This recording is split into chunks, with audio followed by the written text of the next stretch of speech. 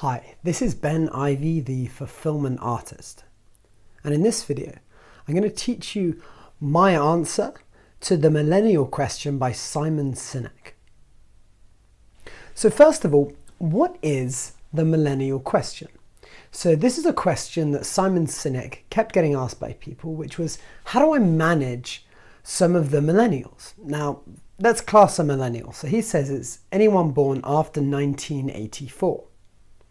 Because people were saying to him that they were narcissistic, they were hard to manage, and they wanted all these things, right? And he kept on hearing from millennials that they want to make an impact, and they feel like they're not making an impact, and they want to have beanbags, they want free food, and there's all these different factors that go into it. But I found it very interesting because we can take the millennial question about how millennials are hard to manage at work, but we can also look at how difficult it is for them to have a fulfilled life, to have joy, to have happiness because of some of the issues that Simon mentioned.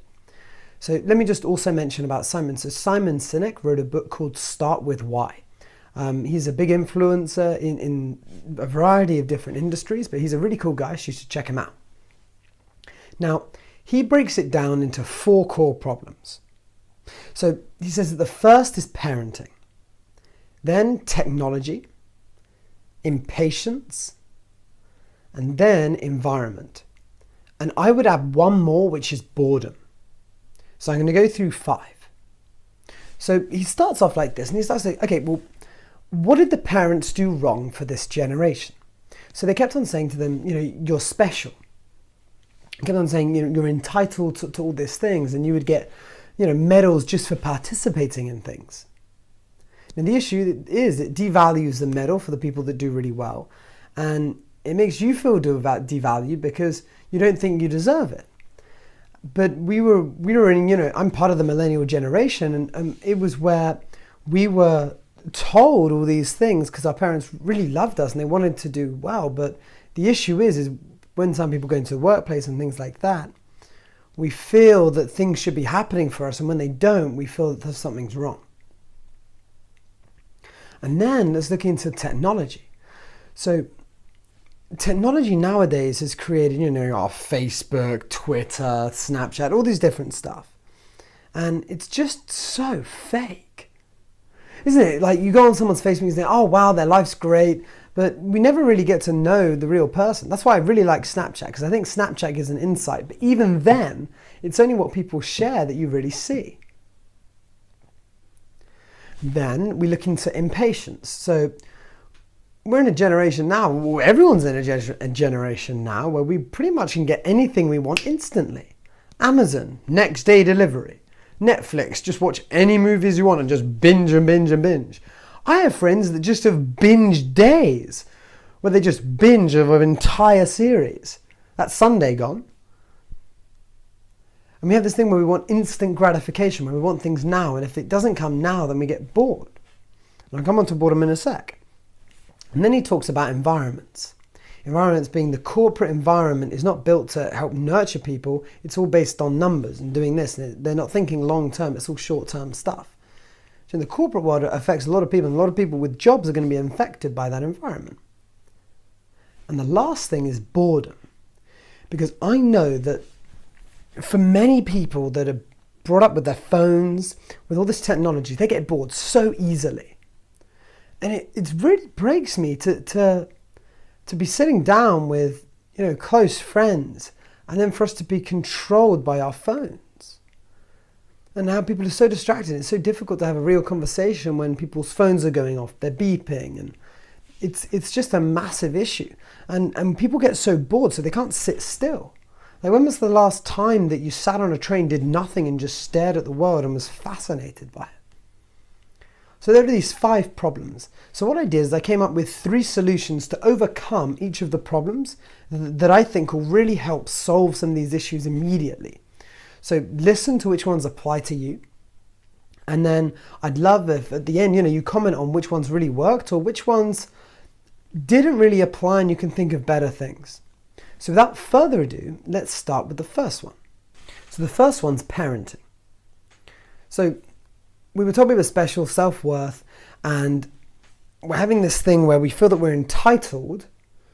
Not everyone, but some people feel that they're entitled to all this success, all these things very quickly. Now, if we move from that making us special to we are special already through what we are, through what we are as a human, then it changes the meaning of things. So I want you to think that you're a living miracle already. But most people don't realize this. We just take things for granted. You wake up, you're breathing, your heart's beating every single second practically. We don't think about how easy it is that we can just have our hands to move and we be able to walk, able to run, how we communicate with our brain to our hands and how we can do these things. And because it's given to us, we never think about it. And gratefulness is something that I think would really help us overcome this need to think we're special by something else and realize that in fact we're already special. So that's the first thing. Next, it's looking into, okay, we want to get somewhere and we've got this focus of, okay, that's the destination I want to go. We want to climb Everest. But some of us are so focused on the destination that we forget about the journey. And it's about the journey that matters.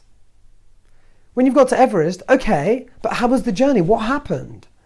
But most people are so focused on the destination, they forget about everything happening. What happens is people fly through life, 15 years gone, and they're, but I'm going to get financial freedom. Stop thinking about financial freedom. We're in a world that's changing so fast, there is no financial freedom. You don't know what's going to happen. But most people spend 20 years, 15 years of their life working 18-hour days and forgetting to really live. They wonder when they get to 50, 60 where life's gone. So you want to enjoy the journey. Next, it's looking into what are you actually measuring? People measure things that are out of their control.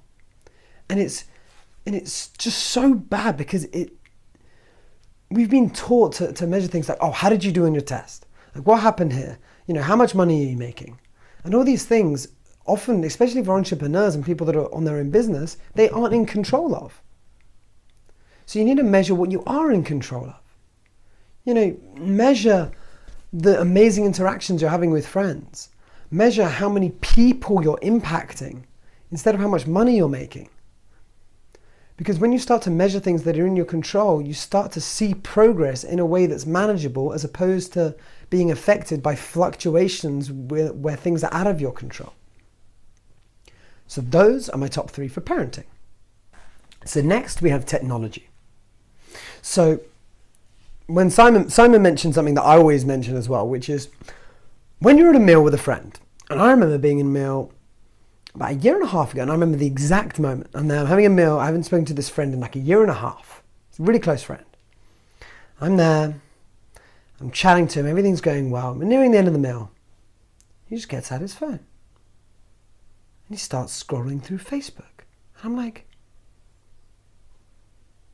what are you doing? He's like, oh, I'm just checking Facebook. I'm like, what? Why? I haven't seen you in like a year and a half. But that's, and that was him just getting distracted. Or when someone goes to the toilet, the first thing you do is check your phone instead of just sitting there and admiring the environment. Like, why do we do that?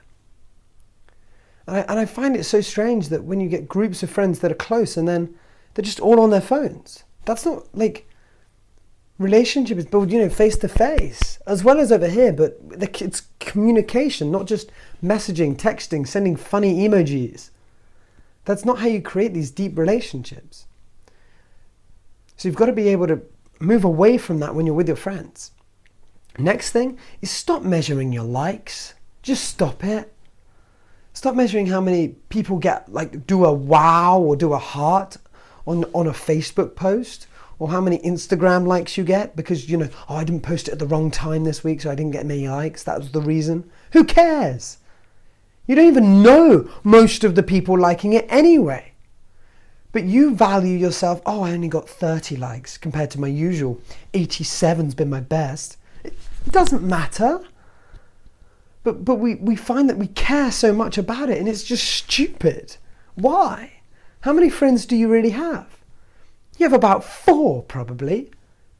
Maybe even 2 really close friends. How often do you speak to them? They're the ones that really matter. That's where you're going to get a deep relationship. That's where you're actually going to create deep meaning of actually understanding another human being. So move away from all this likes. My next thing is just switch off. Turn off your phone. I dare you. Just for a day. Nothing's going to happen. The only thing that's going to happen is, someone likes your comment, and you're not going to know immediately. But turn your phone on airplane mode. Don't take your phone out next time you go out for dinner with a friend. Switch it off. Technology is great, but when it controls you, and I'm telling you now, for most people it controls them, you're just going to stay stagnant, stay where you are, and you're going to find it very, very difficult to move forward. So those are those 3 steps. Next, we've got impatience. So let's first start with Tinder. And because dating and building a strong relationship is important. Now, many people say, Tinder's great. You are not going to create deep, deep relationships by swiping through thousands of people on Tinder, matching, and then creating that relationship then and there. It's going to be when you meet them and you actually have a conversation. So when was the last time that you've just gone to a bar or gone to an event and actually chatted to someone face to face, like an actual human? Instead of swiping and hiding behind all these messages and thinking, what do I send now? How do I make it so I'm not a creep, but they'll like me and maybe we'll meet up eventually? Like, how can you move away from that and actually start generating like a real interaction where you can say to people, we met at this event, it was really funny. How did you meet? We met because I accidentally swiped right, didn't mean to, but they made me laugh, so I met up with them. So I would say start pushing yourself out, because there's so many people that I know that are just scared of going up to people and having a chat with them. Why? Because they're so used to hiding behind a device and a phone. It's not difficult to say something here to a random person that you've never met before, whereas going up to someone saying, hey, how's your night? And them going, not interested. That's brilliant. You need that in your life. So you need to do that more. Okay, next.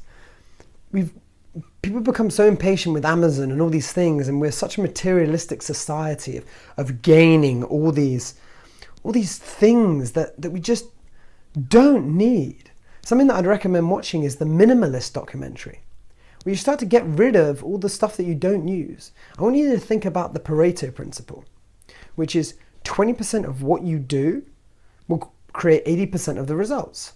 Same thing, 20% of your things you use 80% of the time. So get rid of the other 80%. It's not worth it. Just get rid of it. But we feel like we hold on to these things and we're such hoarders. Just throw them out. Give them to charity. Give them away and just declutter your life.